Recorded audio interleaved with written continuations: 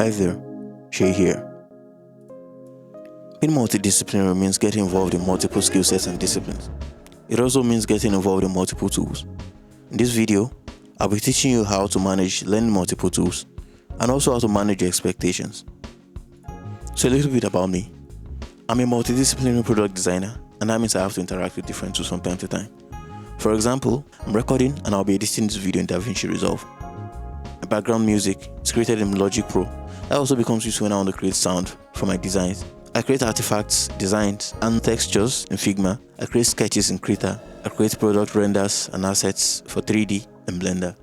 I also have some Swift UI knowledge, which I'll be putting to use later on. As you can see, this is a lot of things to put together. How do I learn each and every one of this?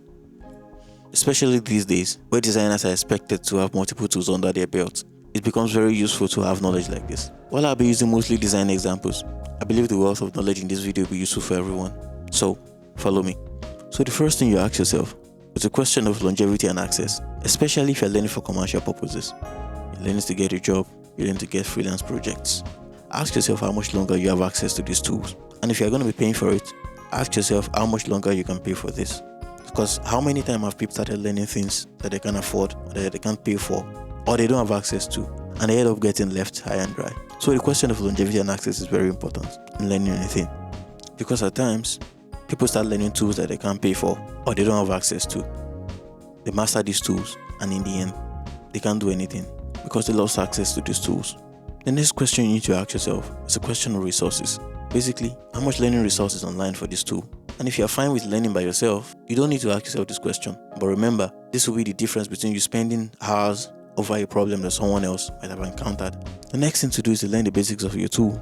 Basically, establish connection with this tool. Know how to move around, know how to pan around, zoom in, zoom out, change windows, and the rest of them. Know how to create basic objects. By that time, you have some familiarity with the tool. YouTube and internet community forums are your friends, so make use of them as much as possible. I'm sure there are people who are generous enough to share their knowledge online. Now you need to realize that you need a lot of time to learn anything. Going to the tool only monthly won't help you.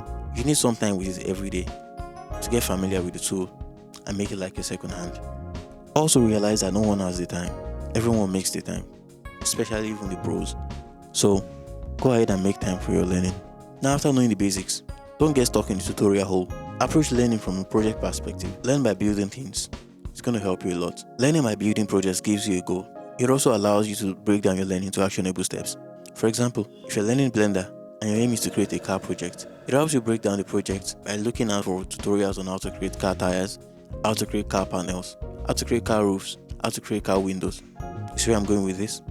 Learning by project basis gives you more reason to learn because now you have smaller chunks of goals to achieve. Next thing is to get your projects done quickly and move on to the next.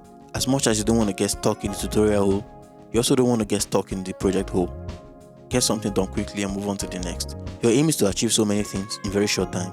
So always ensure that when you've gotten your project to a point where you can share or you can show for feedback, get on to the next one. Getting things done also fuels a reward system. Don't also make the mistake of boxing yourself into a niche. It robs you of the opportunity to learn even much more. So accomplish different types of projects to gain more knowledge. The next thing to do is to share your work and gather feedback along the way. You never know who might be watching. You share the internet with pros, remember? Now dealing with feedback. Try as much as possible not to take feedback personally, both positive or negative feedback. Always remember that you are not your work. Negative feedback should stop you from learning, just as positive feedback should confuse you for knowing it all. Learning is a gradual process, so enjoy it. Know your learnings. Always ensure you master a tool very well before you move on to the next. Master what you learn. And once again, remember that you need patience and a lot of time to master anything. So this has been my advice for you. Has anything worked for you in the past? Has anything here helped you realize something? Let me know in the comments. See you in the next one. Thank you for watching.